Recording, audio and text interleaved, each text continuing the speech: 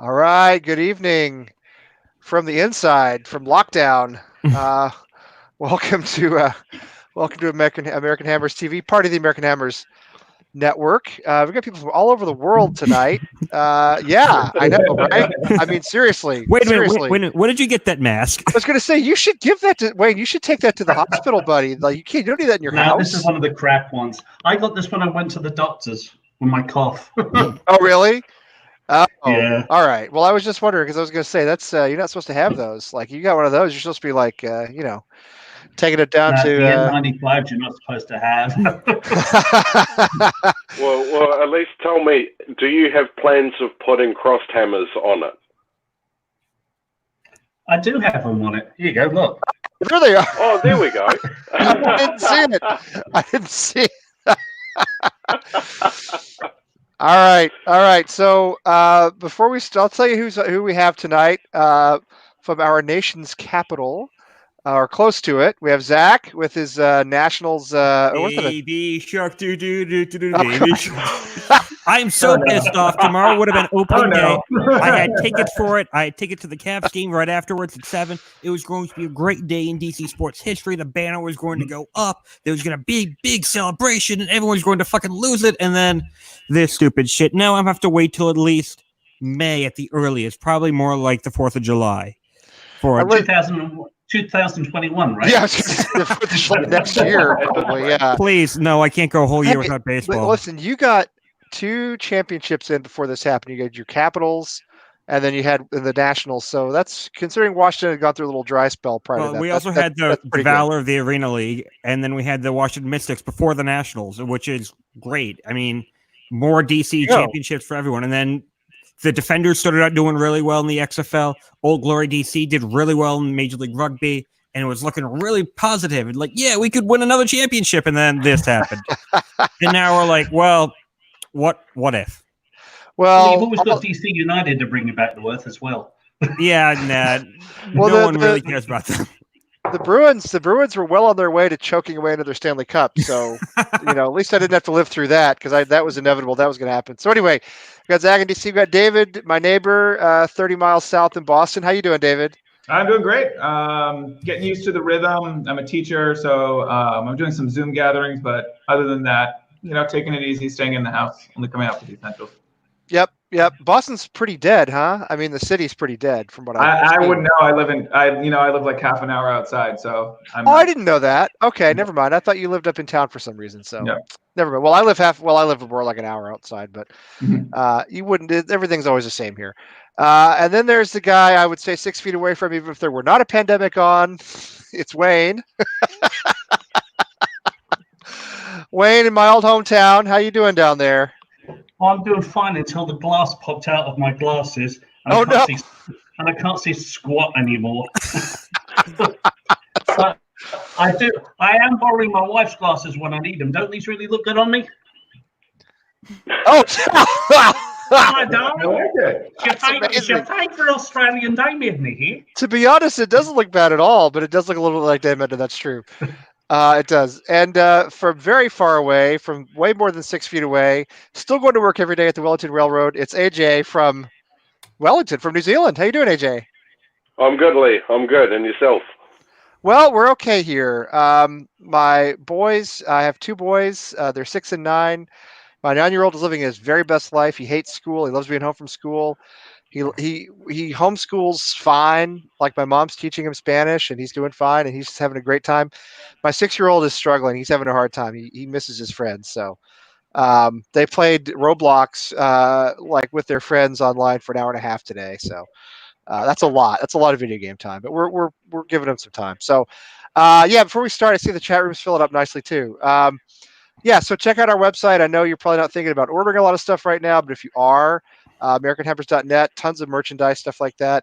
When it gets to your house, let it sit for a couple of days before you open 24 hours in a 24 hours in a cardboard box. It cannot live on the inside of the box, only the outside. And remember, the $1,200 checks are coming in the mail within 3 weeks, and most of you are already on unemployment. So that's right. $1,200 checks are coming. Yes, that's right. So listen. If you're like me and you still have a job because you're going to bring it home, you have no excuse. You have to spend money with AmericanHammers.net. Okay, that's where that's where your check needs to go. Send it to. You can send it directly to me if you want. And I promise I'll give it to the network. Or you could spend it on our website. So one way or the other. Plus, if you want to be on the show, let us know. We're happy to have anybody on the show, especially now. We're happy to have anybody on the show because it's really That's a lot why going Tim on. said So, yes to me. yeah, Well, I I don't care mean, if you're a West Ham fan at this point anymore. If you could fog a mirror, just come on, spend an hour with us. It's fine. We can talk about anything. I don't care what it is. if you're Anyway, making room, if you're having to resort to myself and John from JPWHU TV, you know you're really scraping the bottom of the barrel. oh, we've done worse. We've done worse. We've done worse. Well, we got Wayne here again, so we've done worse. Well, I had a great experience with JP once. I was on JP's show once, and he said to me, "Wayne, I just have to fix something with the computer," and he disappeared underneath his desk for 10 minutes. Yep. You're just sitting there? Did you see that one? No. No, I but just sat he there. doesn't. He didn't talk to me or anything. He just left and went underneath his desk, and I had to just keep talking for 10 minutes. That's what I said to him. You were just were you by yourself? Yes, me and totally. All after he bloody left and went under the desk. I thought he died under there for a second. I was like, I don't want to disturb his guests, but I think they must all be half dead anyway. George Costanza would be proud. That's amazing. I did not see that one. I did not know that happened. I didn't see that, but that is funny. And yes, George Costanza would be proud, sleeping under his desk. Yeah, he would be proud. So I figure tonight, because we don't want to talk about the pandemic all night the way we have the last few episodes, maybe we can do a little something on players and their contracts and who's in contract, who's out of contract. My brand new work computer, for some reason, is deciding not to perform very well at the moment.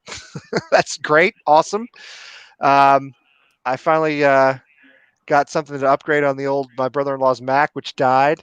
And now it is not. It's not wanted to help me out very much. Anyway, so I've got an article here by Sam Ingersoll, who does a good job covering West Ham for Football London.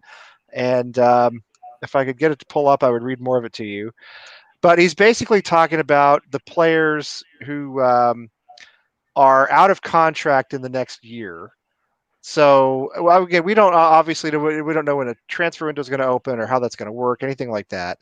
But it's going to open when we push Sanchez through it. we throw it through the Sanchez is out of contract in June 6th. What's that? Sanchez is out of contract June 6th. Well, he's one of the guys on the list. Yeah, he's one of the guys on the list. So I'm going to start. Sam has done 2 articles here, and I'm going to start with this one. And I don't know if I can share it or not because it is really it loaded so beautifully earlier today, and now it's not loading at all. Most of these initial ones are going to be pretty easy decisions. But the first one is Winston Reid, who, as we know, went on loan to Kansas City. I don't know if he ever played a match, but he didn't play many because everything got shut down. So he's on loan to Kansas City, Sporting Kansas City. I'm sorry, those MLS names crack me up. I like them better. Wizards were much better name. Remember when they were the Wiz? The Wiz, yes, they were the Wiz. They had a sweet uniform too. They did. They had the rainbow kind of colors. Right. It was missing 1 or 2 colors, but it was like the rainbow thing going. I like that. And they had Tony Meola as well, who Tony Meola, I forgot about him. Was in his prime. I did a drive up there a couple of times to watch FC Dallas play the Wiz. And they have the best freaking barbecue at their tailgates of any team I've ever gone to. Dude, you can't beat Kansas City. Great people, really great people. I love Kansas City. I do. My wife is from Kansas. My father-in-law is from Kansas City. I love Kansas City. I love the barbecue. I love the people. I think it's a fantastic place. I really do. I love it. I even have a friend from high school who lives there now. So, yeah, even as a Texan, I'll tell you can't beat the barbecue in Kansas City. There's nothing better. There maybe is good, but there's not better. So anyway, he has a couple of years to go apparently on his mammoth 6-year contract, as it says. So, I mean, he makes a lot of money. He's Winston Reid. He scored the last goal at the Bowl-In. We all love him. He's kind of a quasi-legend. But what do you do with him? Do you bring him back? Do you keep him in Kansas City on loan? Do you cut him altogether? What do you do with? Let's start with Winston. What do you do, Zach? What's your choice on Winston? Winston Reed's 31 years old, and his best days are well behind him. And I don't see him representing New Zealand. Well, it's New Zealand, so there's a plausibility that he may represent them in the future. But it's time for him to go. I mean, thank you for your service, but it's time. And the last goal he scored at the Bowl-In is something that will never be replicated, and he will always have the little denotation in his name everywhere he goes. He's the last guy who scored at the Bowl-In. I mean, that's a pretty epic feat. Yeah, he'll never buy another pint in East London, right? I mean, he'll always be treated because he scored the last, and he's a great player for us for many years. Yeah. And so, and I remember when we bought him, you guys remember we bought him, everybody kind of thought that there was a lot of criticism in his first couple of games weren't that great. People really down on him. And then he had a spell of 3 or 4 seasons when he turned out to be one of our best defenders. And there were a couple of games he almost won single-handedly. Remember one against Manchester City a few years ago? He was man of the match.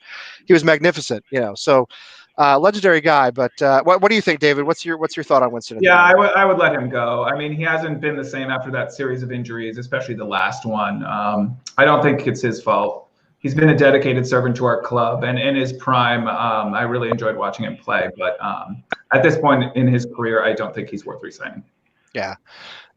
Wayne, are you going to disagree for fun? No, I'm not going to disagree for fun, but I will put a slight footnote on in the fact that, I think we're probably going to let him go, and I think it's a sensible thing to do because of his age and because of his injury problems.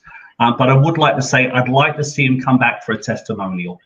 Oh, I agree with that. I think he has to have a testimonial. And knowing our board and our owners, they're bound to fuck him on that probably. Of course they will. Although, did you see they're paying the employees during I saw it. That's great. It's weird. They've all of a sudden become these like magnanimous, almost human type people. They're paying their employees. They put out it's just a gesture, but they put out a nice tweet today showing West Ham fans who were doctors, nurses, I saw that. Delivery people, essential workers. There they are, Stettler and Waldorf and Miss Piggy. No, hang on. You need to see this. Where did you get that? It's just too funny. Where did you get that? eBay. Where else? eBay. Oh my! Is this the Builders out. Where did you got that? eBay?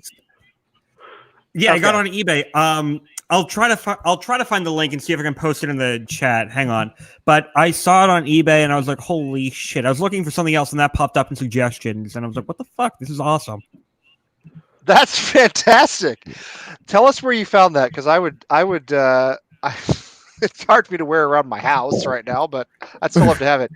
AJ, your countryman. Hang on, I got it. Oh, okay. So hang on. How do I? You'd have to log out and post it in the chat. Yeah. You can send it to Tim though, and Tim can post it. Send it to you can do that, or send it in the send a Facebook message. All right, yeah. It's Gabe. Yeah, Gabe? Blimey, mate. I haven't seen him in ages. Look at that. He's got nothing to do. He's got no school. He's just hanging around with us. He's got nowhere to go. Can't go out bird dogging chicks when you're in lockdown, so he's hanging out with us. That's cool. All right. Good to see you, Gabe. AJ, your countryman, Winston, what do you think? Are you going to be the only one who stands up for your fellow Kiwi?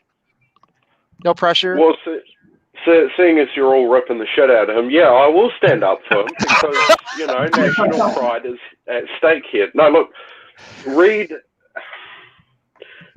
it's kind of been a bit of a funny story with Winston because you've just got to look at his career. He's been very much up and down. He's had his good moments, he's had his bad moments, as footballers, everyone does. But with Winston, you talk about that 3-2 game at Park, and as fantastic as that game was, vice captain, he's earned that right to be called a club legend. He's also the captain of the All Whites, our national football team. So I think, is he still the captain? If we are, yeah. Burnley's Chris Wood, I think from memory, is the vice captain. But I think Reid is going to continue being the captain of the All Whites, he's going to need to keep playing his football.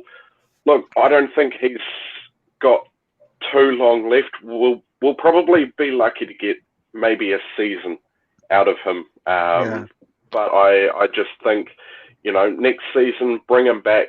He can be that backup to Ogbonna and Diop and Balbuena, just as a general squad player. But no, I'll get one more season out of him, and then, unfortunately, send him on his merry way.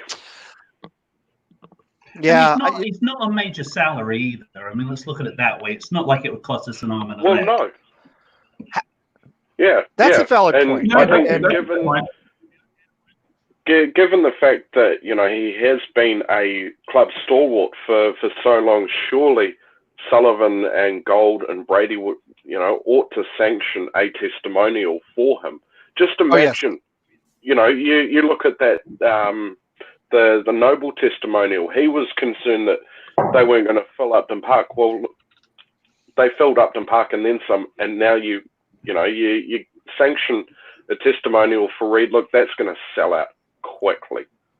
Oh, I'll tell you what, AJ, too. If they could possibly schedule that thing for the first or one of the first matches back after however long this break lasts, I mean, people would go just see a match, Yeah. Absolutely. You wouldn't be able to get tickets. You'd have people outside the gates waiting to get in. Just imagine. Sorry, Lee. If it if the testimonial was West Ham United versus Millwall, we've got to have a repeat of that 3-1 game back at Upton Park in 09. I still have a feeling Millwall is not going to help us out by doing a testimonial. Hey, stranger things have happened. I mean, look at all of us here at this present point in time. Man, no kidding. Seriously, I'm doing these shows are like therapy for me now, basically. So, it's cheaper than therapy. It's cheaper than therapy. That's true. That's true. Listen. I mean, I do think I would probably let him go as well. Although I think you make a compelling argument, AJ. I do. I think we're pretty solid at center back at the moment is the thing. So if he could play left back. That'd be different. If we could slot him in there with where Cresswell and Masuaku are, and neither one of them is, performing particularly well. But I just think it's a strong position for us. However, I'm totally on board with the testimonial. I think it's entirely appropriate and in fact necessary. And I think we're going to end up looking at this guy in several years as a real legend of the club. I mean, he's been around a long time. What did we buy him after? Solid. And he's been solid. He's been solid, and at times he's been spectacular. And he did score that final goal. And again, he had a few games I could think of over the years when he was absolutely our man of the match, just a rock. So I think he's going to go down as he may not be in the Bonds, Brooking, Bobby Moore tier, but he's definitely going to be a level below that. And there's nothing wrong with that. That's a very that's a high honor. Good place to be. Yeah. Now it gets complicated though, because the next guy, and this is, I got my articles mixed up, so I apologize. This is Sam's article on players Moyes is going to need to make a decision on. They're not necessarily out of contract though, because Reid is not out of contract either until he's got 2 more years. Okay, that was going to be my question. Right. So I apologize. 22.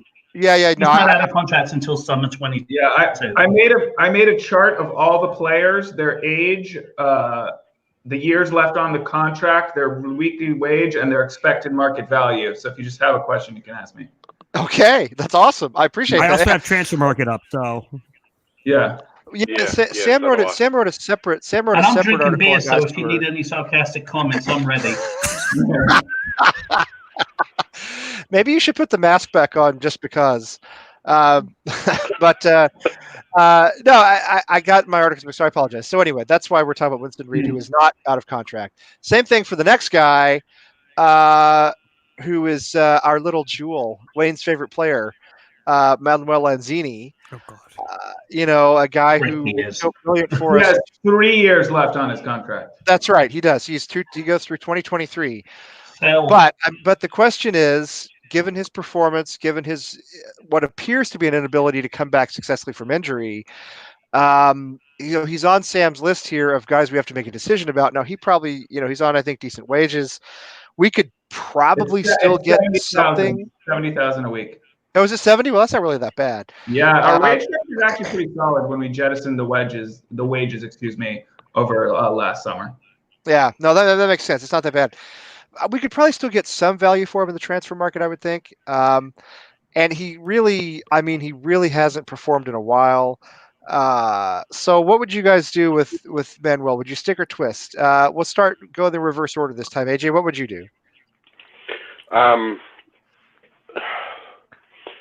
Lanzini is one of those players that is Mr. Dependable. We've seen him pop up in the unlikeliest of moments over the last couple of years, but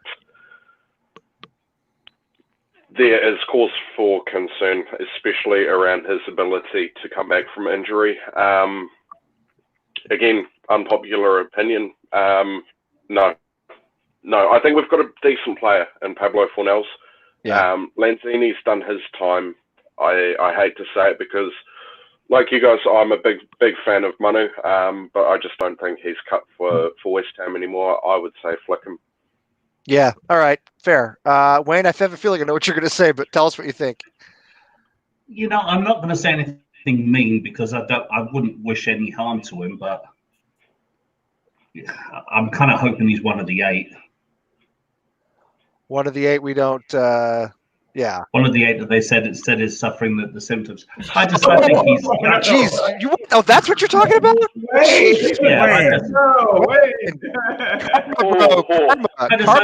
Karma is not on your side. Oh my gosh, Wayne. Jeez. Karma. This was supposed to be my year, and I'm stuck in a house with 2 women who are germaphobes. There is no such thing as karma. You make your own luck in this life. No, I did that in all seriousness. No, I obviously I take that back. I'm just trying to go for a cheap, nasty, low down laugh, like I got. No, since he signed that new contract, he's been non-existent. No, get rid of him. I'll be quite honest. I never liked him. Never liked him at all. When he was playing alongside Payet, he looked a little bit better because he had Payet that he could pass the ball on to. And I think that's what I think Payet made him look really good that first year. When Payet left, everyone was saying he's calling him a little diamond. Please, he's more like a bloody CZ that's chipped. That's what he's like. He's not a little diamond. And plus, I'm an Englishman. He's an Argentine. You got to beef with him there. Get rid of him. He hasn't even scored with his hand yet, so what good is he? Oh, seriously. I mean, at least get an Argentine that knows how to do a handball properly. Right, exactly. We had a Mexican who knew how to do it. Chicha knew how to do it, so yeah. Oh, he was brilliant at it. Yeah. So we got to get Lanzini. Well, we've got Fornell's is Spanish, sorry, but Lanzini should be a little more. So Pablo, what's your? Thank you. I appreciate that shout out from the Ghanaian Hammers. First I want to say I think he's just been a different player since that ACL injury he sustained on international duty with Argentina. I think there's the old Manuel Lanzini, who we know, he was never good at maybe tracking back and defensive work, but great technically, was great at seeing that pass, great working with other flair players, attacking players. But since that injury, he just hasn't been the same. So I think I don't even think it's a controversial decision. I think it's obvious. Transfer market had his value at 22 million. I'm sure it's a little bit less because other clubs know that he's not the same. But I would definitely sell him and even go for a young championship attacking midfielder such as Eke from Reading. I've seen Eke. I didn't think that was a real name when I first read his name. I was like, somebody made that up. But it's like one of those Key and Peele names. But Eke, he does. He looks like a player. Zach, what do you think about notre petit bijou, our little jewel? Whenever I think of the Key and Peele, like the East versus West All-Stars, I always think of the construction noises guy.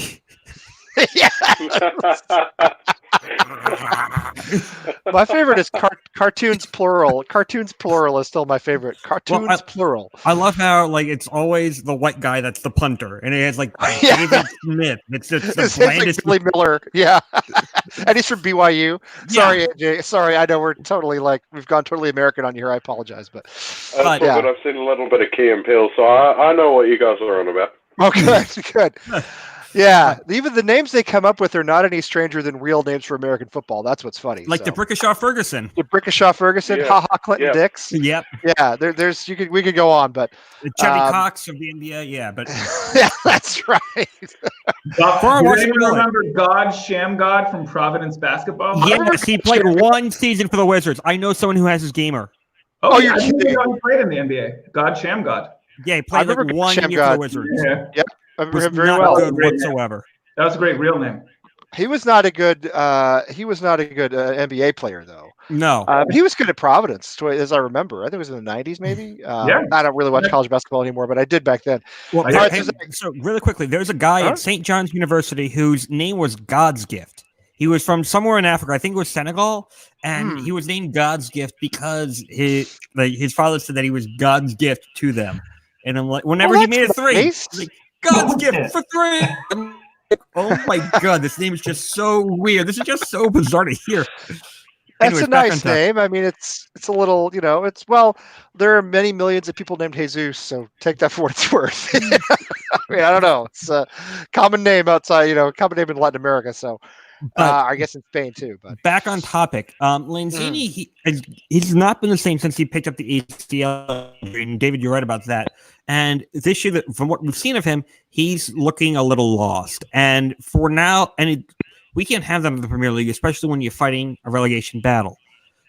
But at the same time, his wage contract is just a little too high, and I don't think someone's going to want to get a transfer of him and continue to pay $70,000 a week. That's just, I think, too much for a transfer. But at the same time, we need to get him out, and we need to find someone who's willing to take him, and whether that be somewhere else in the UK or in Europe or even in America or even Mexico. Mexico has a very competitive league. If you've never seen Liga MX, it's good. I watch it. It's good. It's a very competitive league. It's a good league. Yeah. Andre Pierre Gignac, he left Marseille to go to Tigres. And everyone in France just kind of laughed at him when he did. He was like, "You're not making Euros." And sure enough, he was on the Euro 2016 roster for France, and he ended up coming this close to playing the hero for France as a header just hit the post and bounced down. He knew it immediately. But when his resurgence was something that was talked about a lot in the French media and the European media as putting Mexico legitimately on the map for some of these guys who are like, okay, my career is not going great in Europe. Let's go to Mexico because now, other than going to China, that was really the only option that we had. Mexican football is much better than the Chinese league. Mexican football is actually very solid, and there are a lot of young players there who, are kind of coming up through those clubs. It's a lot healthier as well. Yeah. At the moment, yes. I don't know. I guess. I mean, I right now, who knows? But the Mexican league is the 4th most watched or attended in the world, and they've really upped their contract structure. So they can play players similar to the Argentinian league and the Brazilian league. And Brazil is still the best league, but you could argue they're on par with the Argentinian league. But they actually don't like those older players who are past their prime, with Gignac being the exception. Yeah, it's more the Turkish league. The Turkish league, and to some degree Serie A. But if you want, a lot of our players, like Masuaku would be a great example too. Players with pace or older players who have lost a bit of pace, but still would be better than the average player in the Turkish league. The Turkish league would ideal for them. I predict Lanzini and Arthur Masuaku are going to end up in the Turkish league. That's interesting. See, I would sell Lanzini. And a lot of people are disagreeing with me. I would sell him because I think we could get value for him now. I think we could still get something back for him, and I don't know that. And again, with all this long break and everything, who knows? But I think if we were to try to sell him today, we could get what is he on transfer market, David? He's 22 million, but I think that's maybe a little high. but that's what he is in trade to make it. I'd take 18 to 20 million for him, right? Yeah, I mean, definitely. you could sink that into a left back. I mean, you could sink that into some positions that where we need players and they're not as expensive. And I'm with you. I'd love to see him go to, Mexico, as you said, Zach, or Turkey, or even Italy, or someplace where it's a little less physical, maybe. I hate selling players within the Premier League because then they inevitably score against us the next time they play us. So, but yeah, I think that's I think he's one that I would, I hate to say that because he's 27 and people keep pointing this out in the chat room, and I understand what they're saying. He's 27. He could come back and have well, that's the thing, is he could come back and have a fantastic season, and then but I don't have. It's not just the injury; it's the way he's looked. He hasn't looked interested to me in the times he's been on the pitch. Do you know what I mean? Mm-hmm. He's walking around, he's wandering around. He looks like the crowd that just is waiting for us to go down.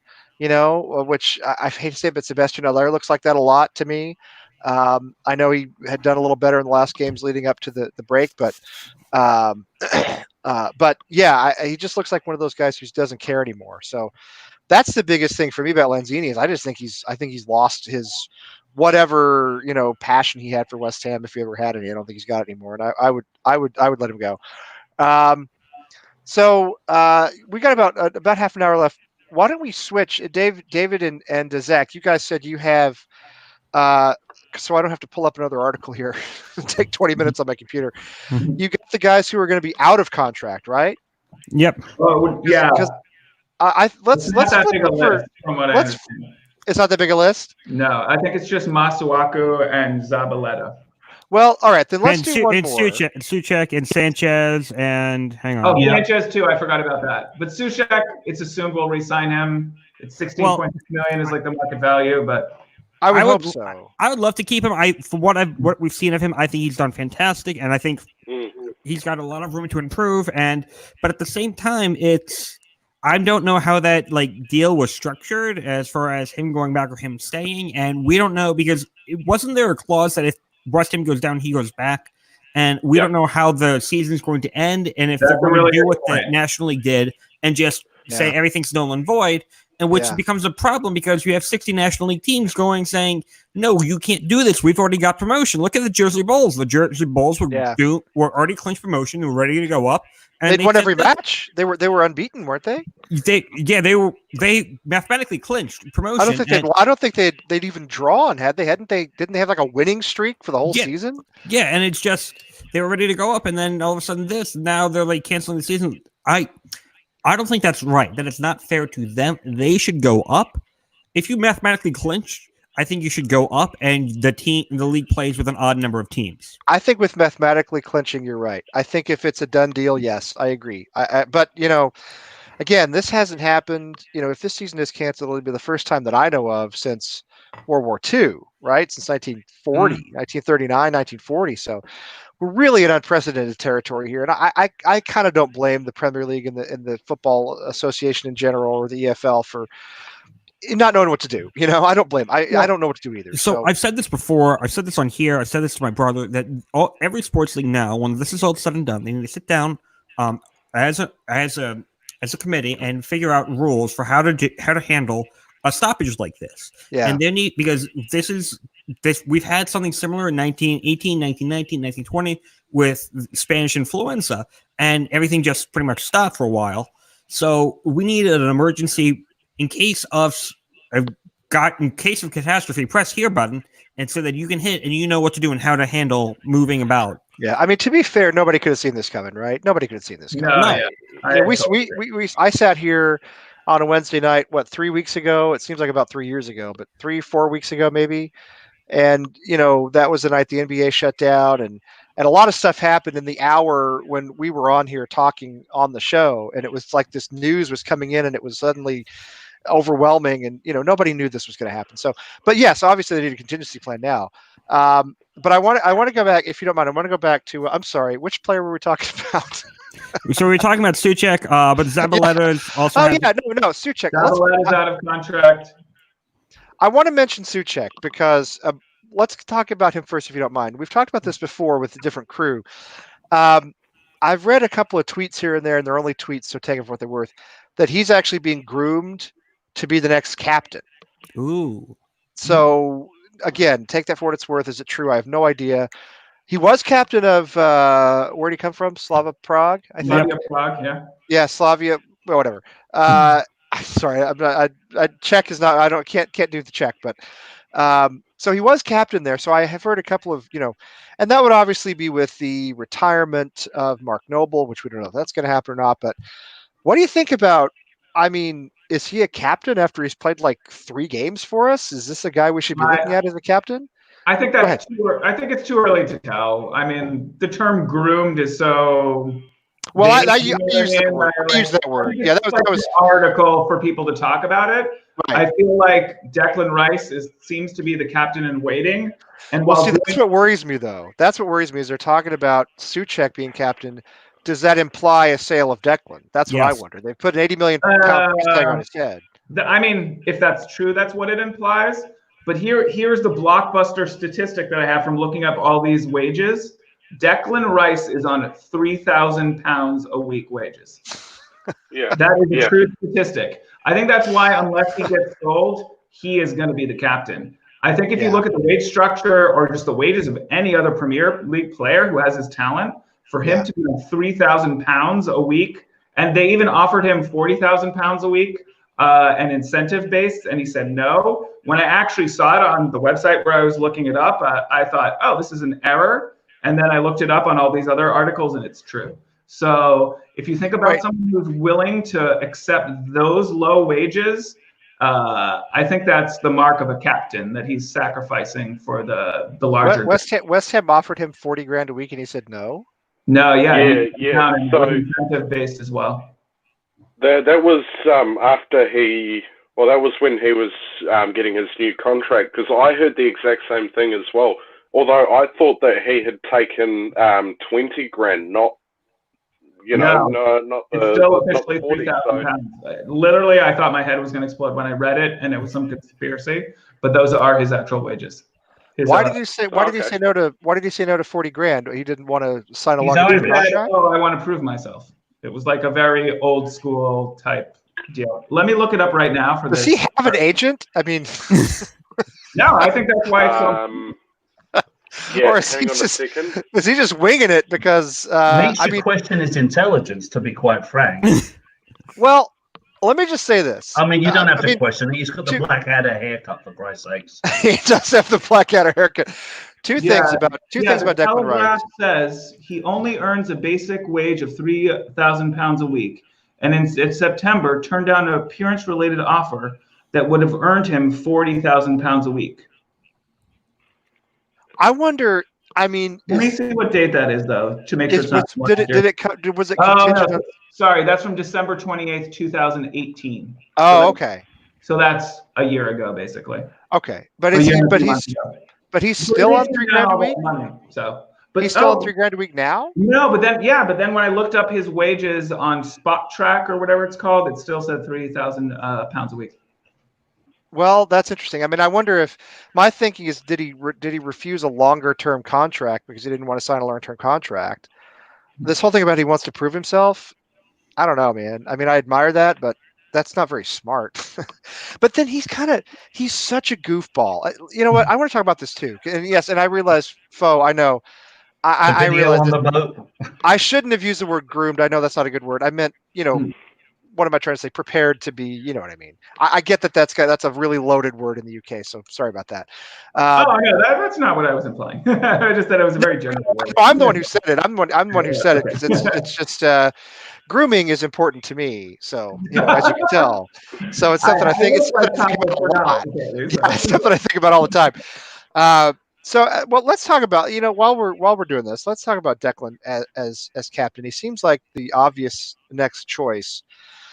But he's so goofy, and he's young, and he's so freaking goofy, He's such a dork.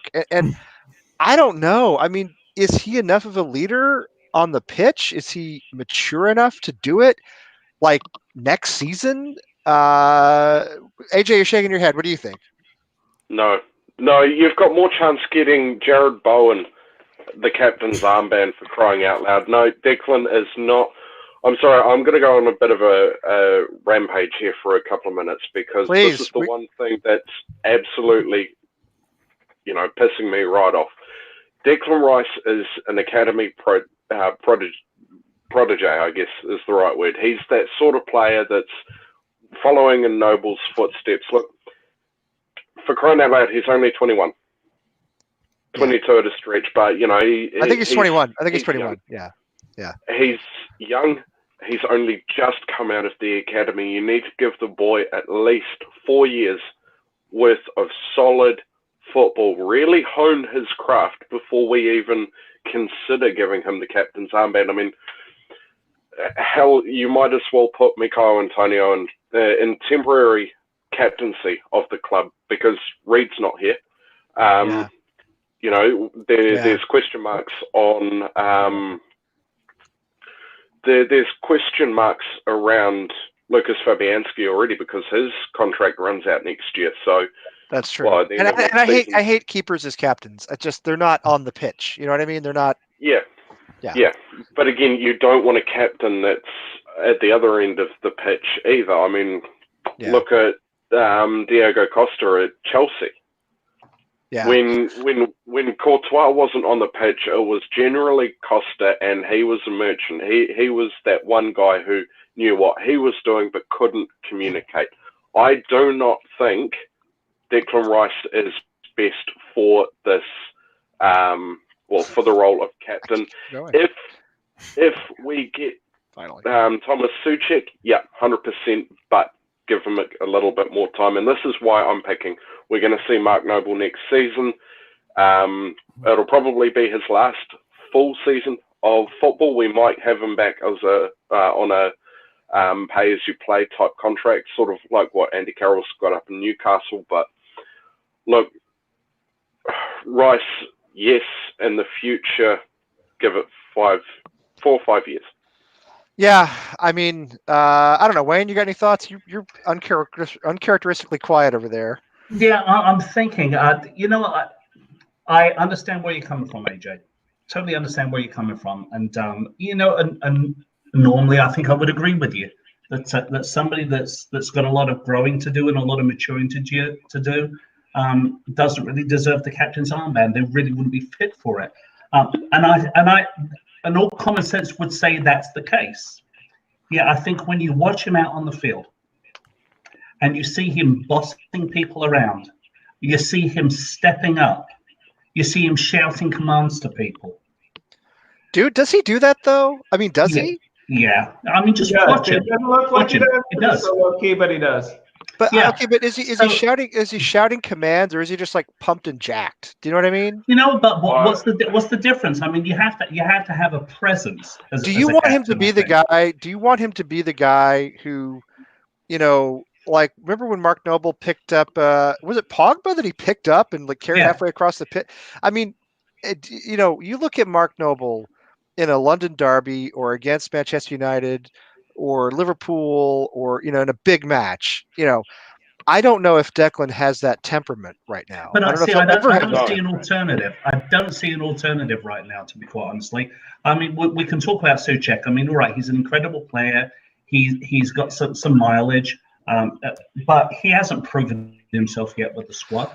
I mean, but he has been. But he just for the sake of argument, was captain of Slava Prague. He's captain of the Czech national team. Yeah. I know it's not exactly Brazil, but still, I mean, he's got some experience. Yeah, I mean, let's see what his man management skills are like. I don't know yet. I mean, I have not seen enough of the man to make a decision on it. But when I look at everybody else within the team, I don't see anybody else that could step in.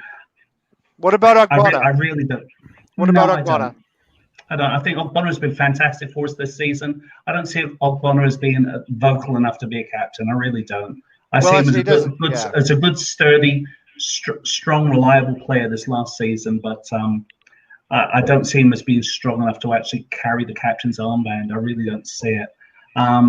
I mean, to the same respect, I mean, Cresswell's worn the armband a bunch of times, and I don't see him being that. He's not good enough anymore. No. He's not good enough. So the I think we have a problem. I think we really have a problem in that respect. And it's funny. I know you were joking when you said it, AJ, about Jared Bowen, but you know what? He's got some get up and go.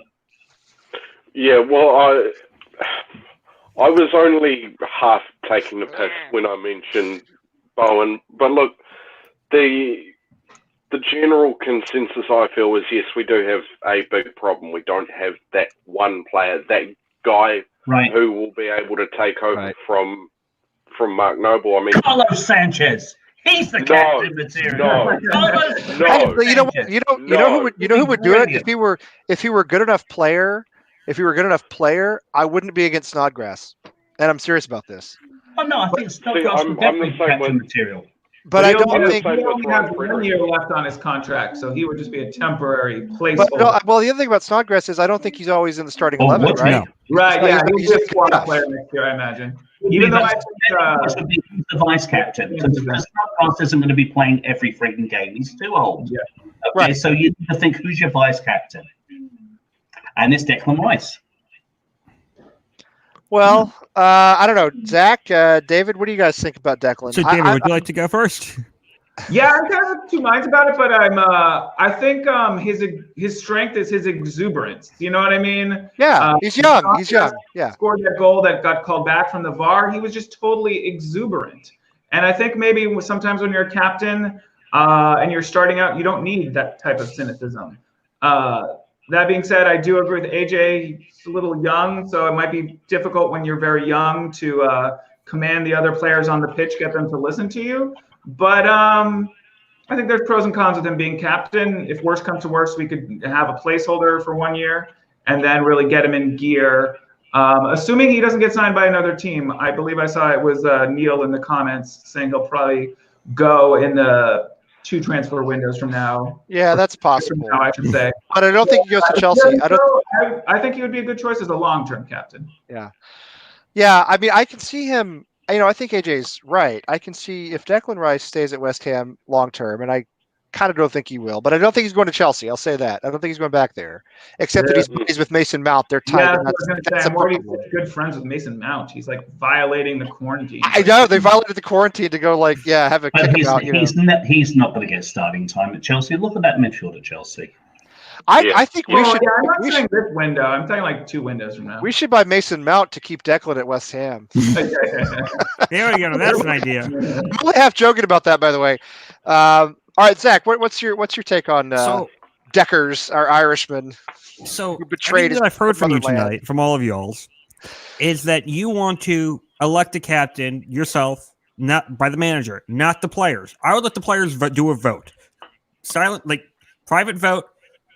Who you want as captain, who you want as vice captain, and you tally it up, and you let the locker room decide. I know it's a little bit wild and it's not normal, but this is how, if they do it a lot in ice hockey and it works out fine in ice hockey, and you get a read of the room, who likes who thinks who is good, who thinks who's a leader versus who's not, because you may be thinking that Declan Rice is going to be a great captain, but really everyone could say, no, we don't want him as our captain. We want Allaire to be the captain. And we like his leadership and whatever, but you get a read lock him that way. And but here's the thing: we never know, Zach. This is what we always come back to every time we have one of these shows. We always say we don't know what goes on in the training pitch. We don't know what goes on in the changing room. There's no way we can know that. I mean, I'm totally with you. This is more for the sake of banter. Like, do you think he could do it? But still, that's how I would elect. If I was a manager, that's how I would manage. Just let the players decide. Literally, Vince Lombardi, one of the greatest coaches in American football. How did he coach? He took your name on the bus when he got on, when he got off, and made sure that you were at practice. He let the coaches do their thing, and that's what he was there for. That's why he was such a goddamn good head coach. Yeah, but it's true. I do think Declan Rice can do it. He's going to need to take Noble's going to need to take him under his wing for about the year. If he stays, great. If not, we need to start looking. Fabianski, if he stays, I think I'm fine with goalkeepers being captains. I know you don't get to see everything. You're not. Yeah. You're literally on one side of the pitch most of the time, so you don't come up unless it's the 90th +4 and you need a goal. That's it. Right. AJ, you had your hands up. Would you want to say something? Yeah, Jack Wilshere for club captain 2020-2021. Yeah, I know. I can't get these comments to pull up, but Tebow's saying that. I comment on the comments, the live comments, but I can't figure out how to do it. Well, if you click one, it should pull it up at the bottom of the screen, and then. But if you want to comment on them, I can type. Yeah, I kind of want to comment on them so I can like talk, but then comment on the people. If you go to, it should have a place for you to post a comment down at the bottom of the box. Okay, maybe I'm just being a dumb. I can do it, but I don't know if everybody can do it or not. Yeah, it doesn't do it for me. You can maybe only not. do it. You can only do it if you're in the group chat where I can comment with you guys, but then it doesn't do it in the live. Yeah, maybe you can only do it if you're like the host, and then when you do it, it does it 3 times. It does it once for Facebook, once for YouTube, and once for the other one we use. I can't remember the name of it, but anyway. Periscope. Yes, thank you, Periscope. Yeah, yeah. I'm not. I would. Listen, if Noble comes back, it's a moot point. We all know that. I mean, this is an argument, a discussion we're having based on Noble not being back next season, whatever that means or whatever that is. I wouldn't have Declan as captain yet. I wouldn't do it. And if he said to us, and maybe he would do this, I don't know. If he said, I'll only say West Ham if he captain, fine, make him captain. I don't care. You know what I mean? If it keeps him here, you know what I mean? But if it's a matter of having a choice, I would have almost any other tenured player do it, because it's not his talent. That's obvious. His enthusiasm is obvious. I just don't think he's not the guy I want up in somebody's face after an incident. Not right now, you know. Yep. He's a little older, a little bit more mature, a little stronger, maybe. I don't want him doing the head-to-head thing with somebody, which is so funny when they do that. You know, just kiss him already. I mean, Zach, you know what it's like, and Wade, you know what it's like. Well, David, I'm sure you too. You know, I'm kind of of the mind. I'm just going against the grain here, but it's my genuine opinion. Like, maybe you want someone who doesn't go head-to-head, and I'm thinking of that Wilfried Zaha incident where Wilfried Zaha spat at him, and he was like, "Well, you can." You know what? That's that. And then the point. He was doing his job. Wilfried Zaha would have got a red card. And who do you want as a captain? Someone who's going to get someone a red card on the other team and get them sent off, or someone who's going to always be getting yellow cards and kind of looks like they're standing up for themselves, but isn't going to, do what's best for the team in that moment. If you remember, I remember, and he's one of my favorites, obviously, when Scotty Parker was with West Ham. He often was not captain. It wasn't until later in his tenure that he became captain, because he was a hothead. Matthew Upson was captain during those a lot of those seasons. I think Lucas Neal was still around when Parker played for us I think they were there at the same time. He was captain. So it wasn't until later on, when there was almost nobody left to do it, that Parker got the armband a few times, because he was a hothead. He would yell at the manager, yell at the other players, yell at the referee, yell at everybody, And maybe that's not what you need. I mean, that's a valid point. Maybe you need somebody. That's why I like Parker. I like Parker. Loved him. You know how much I loved him. I mean, I loved him. Yeah, Parker is one of my top hammers of the last 10 years, if not my top one. I really like Scott Parker. Scott Parker, Carlton Cole, and until he left for Tottenham, and then he could be run over by a fucking bus, and I wouldn't go. No, I know. I felt the same way. But you know what? Martin Peters left for Tottenham too, and Bobby Moore tried to leave for Tottenham twice, and he was turned down. So and we got relegated, and et cetera, et cetera. I think the relegation was the big thing. I will always love Scott Parker, no matter what. Seriously, there's very little he could do to make me not love him. But Scott Parker, Carlton Cole, and of course our buddy Jack Collison, and those guys in the time I followed West Ham, probably my three favorite. Oh, my three favorite: Jack Wilshere, Andy Carroll, and Carlos Sanchez. Hey, when Andy Carroll was healthy, he was borderline unplayable. I mean, the guy was good. He just was never healthy. He was never fit. Yeah, I'm busted. I loved when we signed Carroll. I was so excited. I remember where I was. It was like the space shuttle or the Kennedy assassination or something.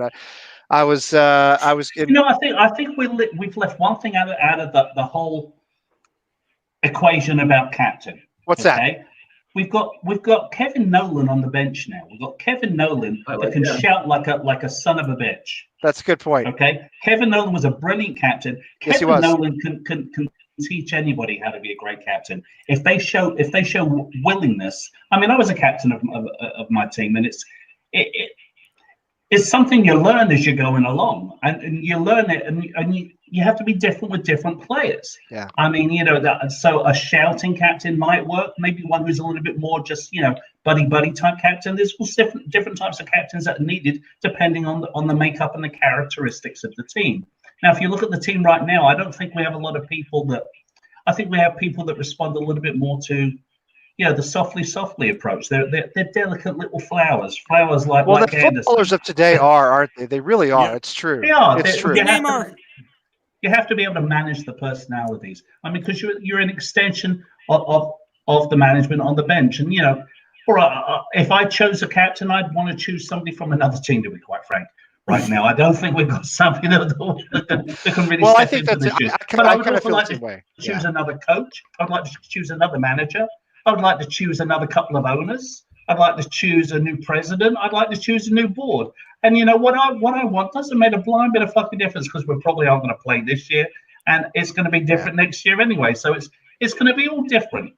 So they're going to be playing FIFA for the fucking League Cup next year. I'll tell you what, and there's two thoughts that I have on that way. And one is, I can probably name fewer than 10 people involved with West Ham I'd like to see stay there.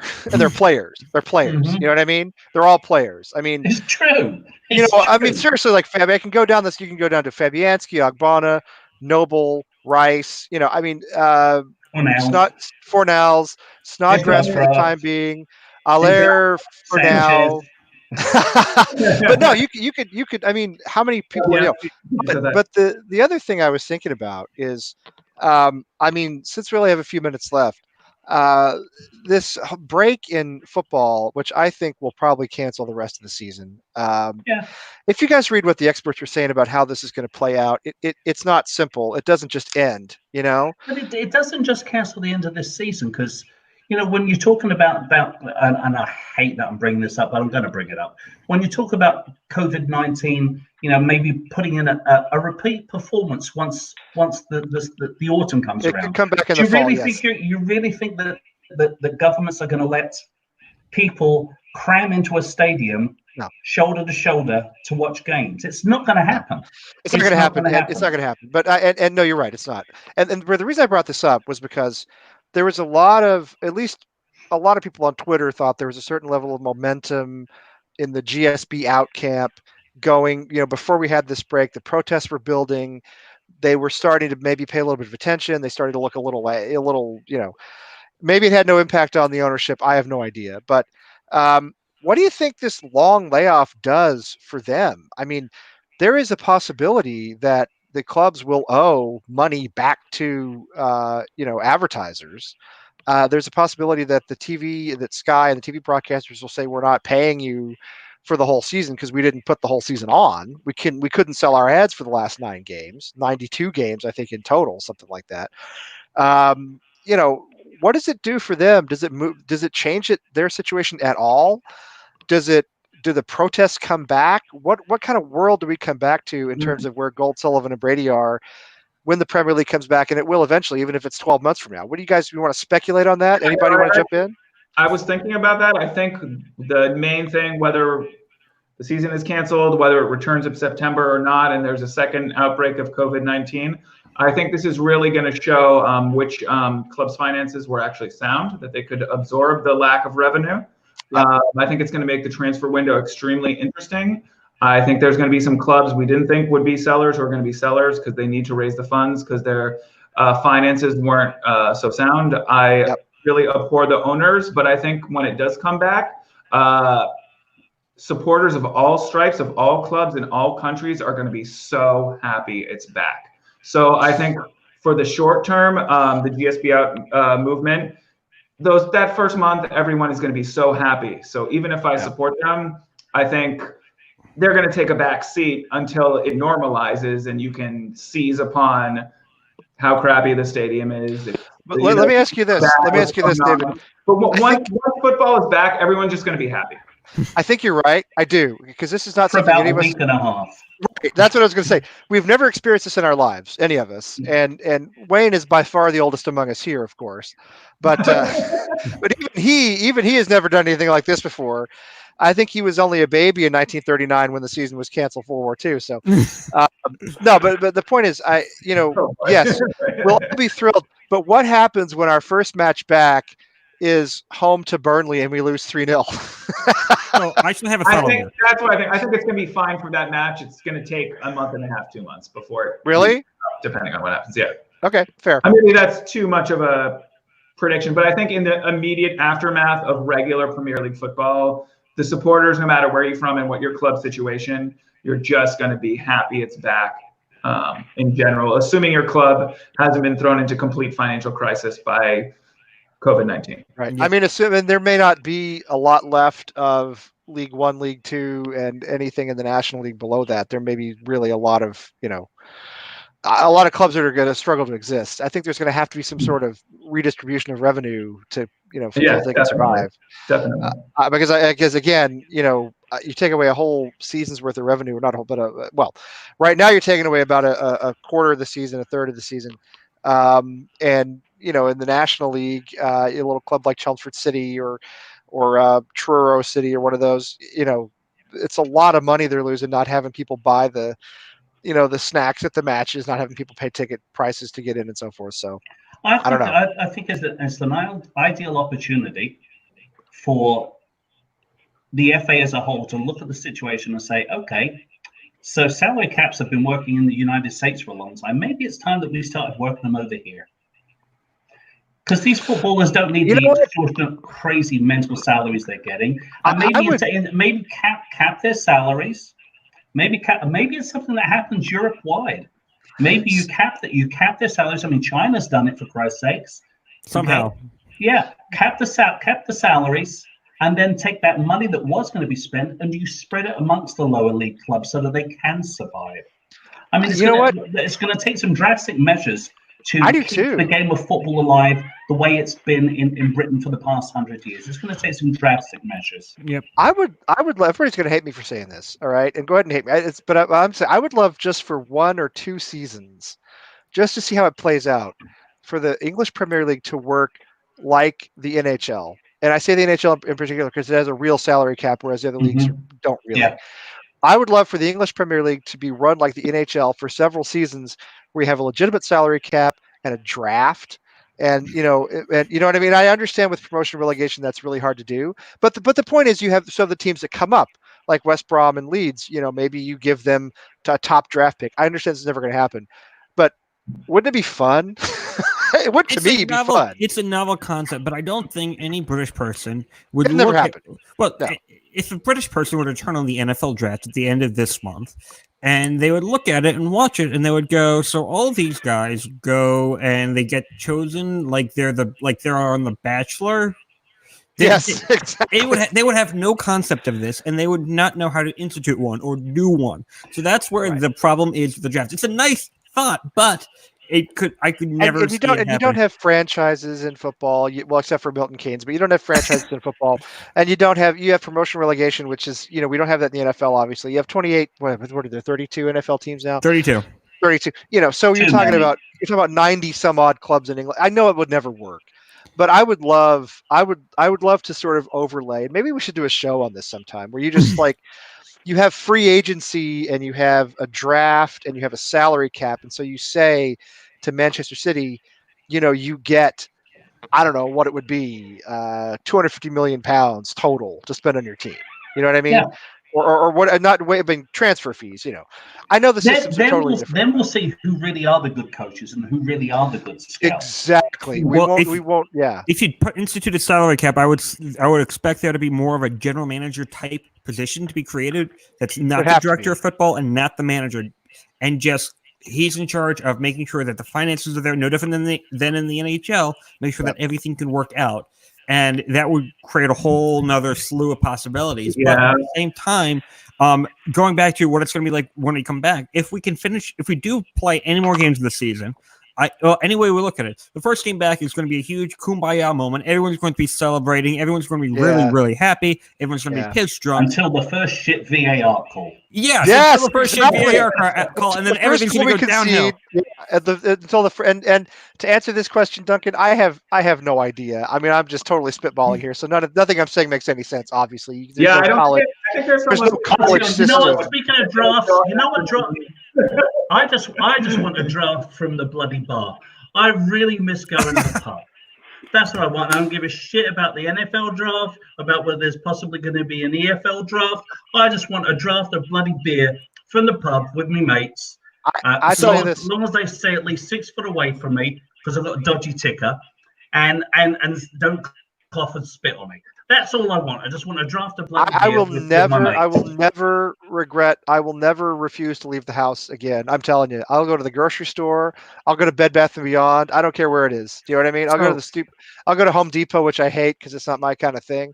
I'll go anywhere. Just anywhere. When this is all over, I've already said to my friends, I want to have 2 weeks straight of not seeing the same 4 walls in my house. Yes. There's an official. Sorry, keep going. Just go completely batshit crazy. Go to concerts. Go to sporting events. Go to whorehouse, amateur plays in the park. I don't know.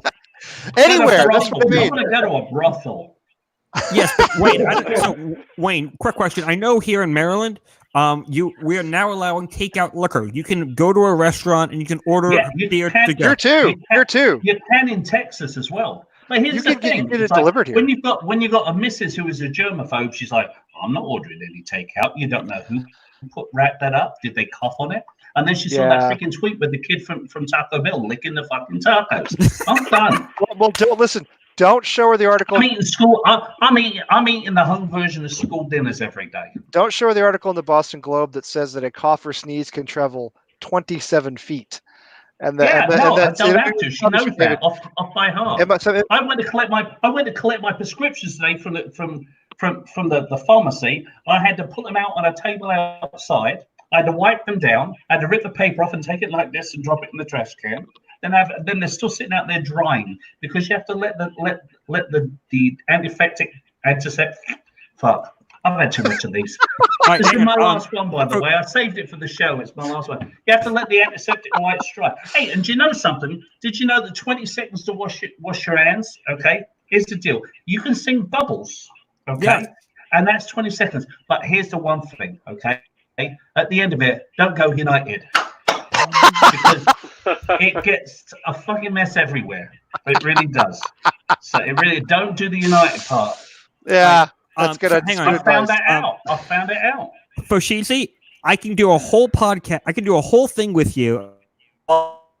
Like, can I pay their players and get very long? I've done numerous college papers on the NCAA. Listen, we could start a whole network on this. All right.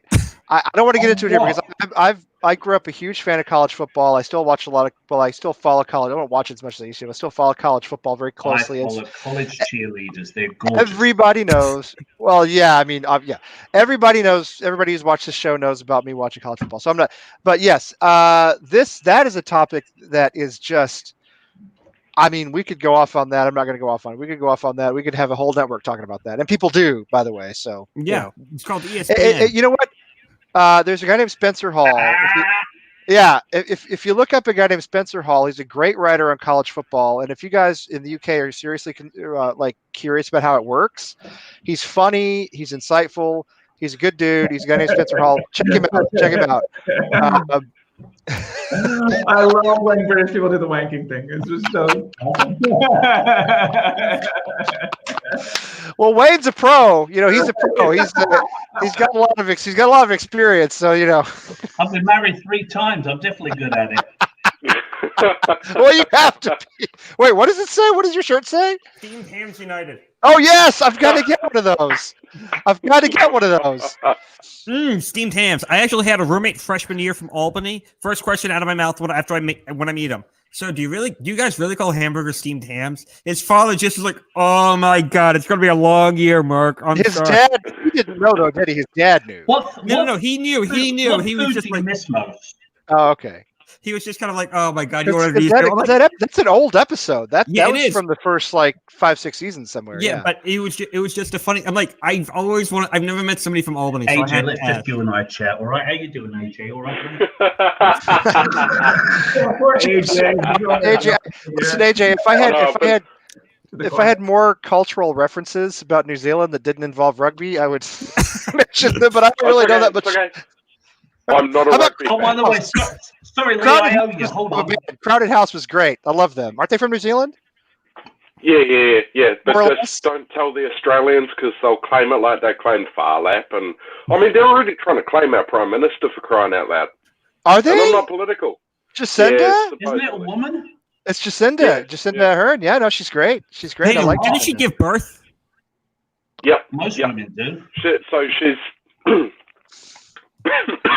she has dealt with the terrorist attack. She's dealt with a volcano. Cough in your arm, AJ. She's given Cough in birth. AJ, cough into your fucking arm, not into your hand, you wanker. Yeah, Wayne's right next to you. Yeah, Wayne's right next to you. You're going to make it sick. Working on the fucking trains. You should know that, mate. I ain't fucking riding on a train. Wayne's right next to you, well, in the other direction, wherever he is. Anyway.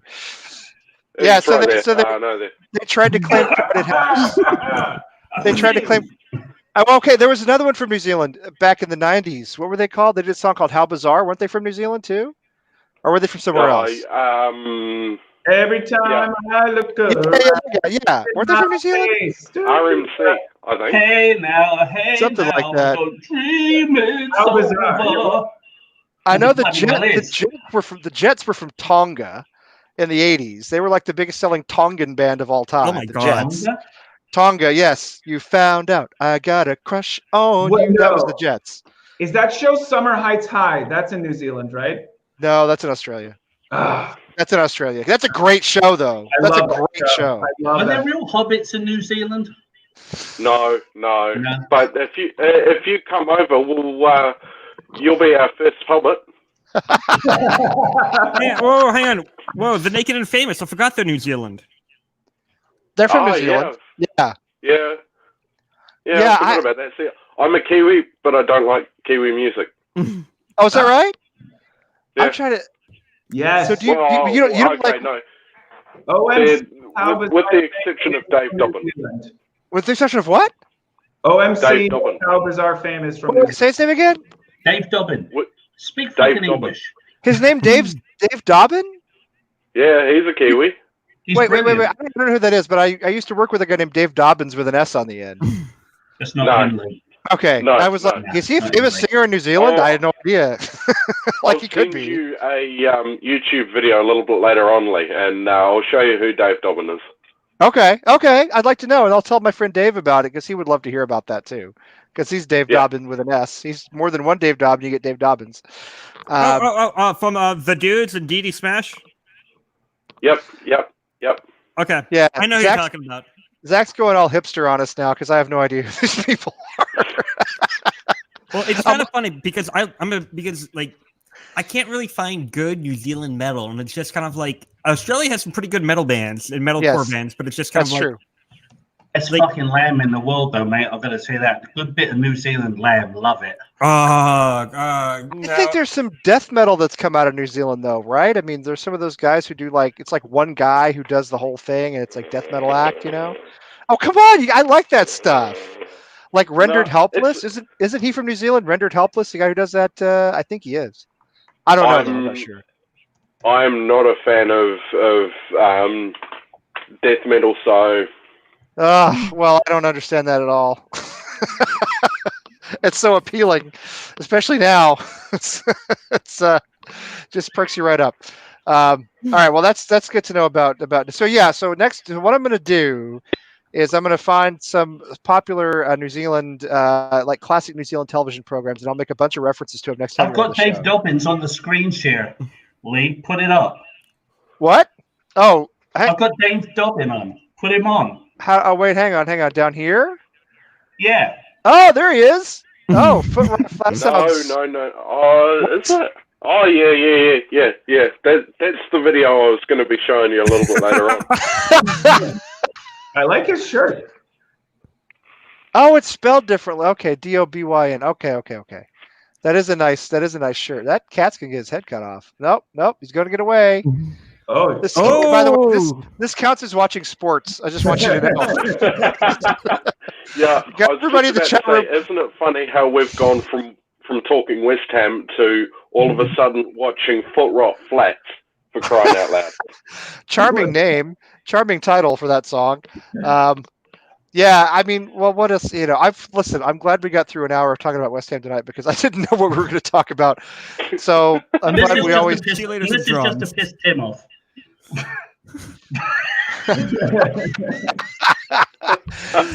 All right, I'm cutting you off. I can't trust you. I can't take you anywhere.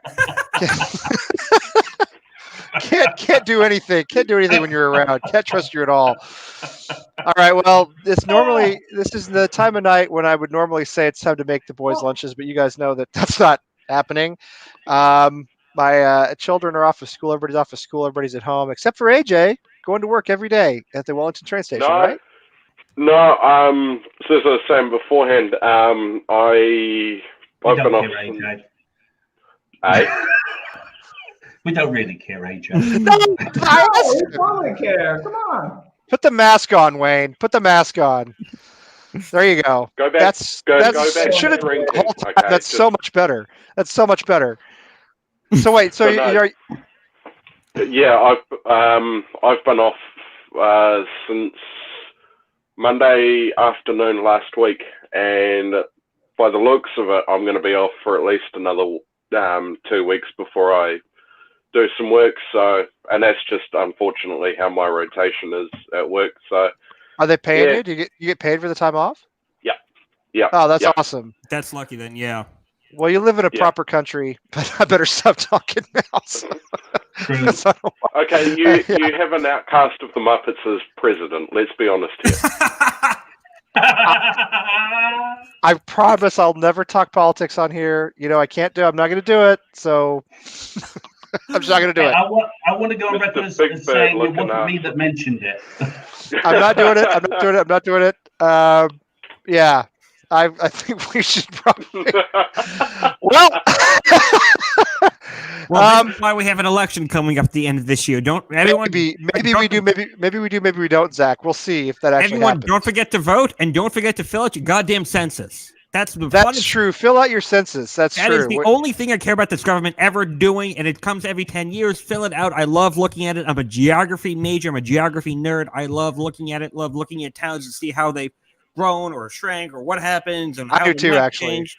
I do too. It's just so much fun to see when it comes out in the Washington Post. It's like, it's been announced, and there's a whole huge thing in the front page of the Post dedicated to it. I'm intensely reading it like I'm a nerd, and make notes in the comments. I'm like, my dad's just... I love that stuff too. I like to see how many people Massachusetts loses, so so the traffic won't be as bad. Well, just think about how many people New York are going to lose, not just because of coronavirus. You're right. That's what I meant. I didn't mean people dying. I meant people moving out. Yeah, moving to the Sun Belt. I heard that the Muppet is actually going to a hospital in Queens, and he's going to shake hands with the people that aren't recovering yet. So I've got hope for all of us. He's going to wish them all good luck. He's going to wish them all good luck. And I think that's a wonderful thing. He should definitely do that. Oh, you mean he's not going on Farrell, a mission accomplished banner? I don't think so. All right, I'm not going to reveal any more about myself than I have to reveal. So, no, I don't ever talk politics on the West Ham show. It's a good way to burn the whole thing down. All right, so I would say, Zach, in Washington D.C., in our nation's capital, in the orange spray. President. In the orange spray tan capital of America, at least for the time being. David, my buddy down in suburban Boston, like me. Wayne, who lives somewhere under a bridge, and AJ, who lives among the hobbits and the various Peter Jackson creatures in New Zealand. Listen, thank you guys for all being here tonight. Everybody in the chat room. Tebow, had a nice long chat with Tebow, by the way, on the weekend. Really good guy. We spent like an hour and a half on the phone. We had a great chat. We'll do it again, hopefully sometime soon. Gabe was here. Wally, somebody named Smashed Pumpkins, who found us for the first time, apparently. We hope you come back. It's not always like this. Sometimes it's much, much worse. This is just one of those really weird nights that's a good weird night. This was a good weird night. Yeah, this is a good weird night. Yeah. So, all right. So anyway, thanks you guys for being here. I appreciate everybody. And until we meet again, come on, you Irons. Come on, you Irons.